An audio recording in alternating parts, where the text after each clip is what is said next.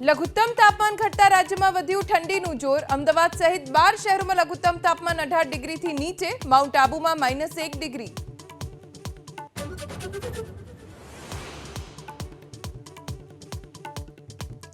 મોરબીના હળવદના ટીકરમાં મીઠાના અગરમાં કૂવો ગાળતા સમયે ગેસ ગળતરની 3ને અસર, તીનાભાઈ રાનેવડિયાનું મોત, 2 ઇજાગ્રસ્ત સારવાર હેઠળ।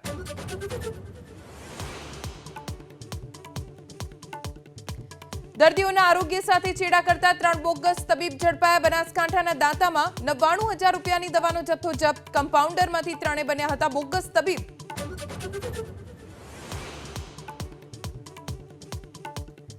ખ્યાતિ હોસ્પિટલ ઓપરેશન કાંડમાં ક્રાઇમ બ્રાન્ચની તપાસ તેજ, કાર્તિક પટેલના ઘરેથી દારૂની બોટલ, દસ્તાવેજ, હાર્ડ ડિસ્ક જપ્ત, પોલીસ સમક્ષ હાજર કરવા પણ તૈયારી।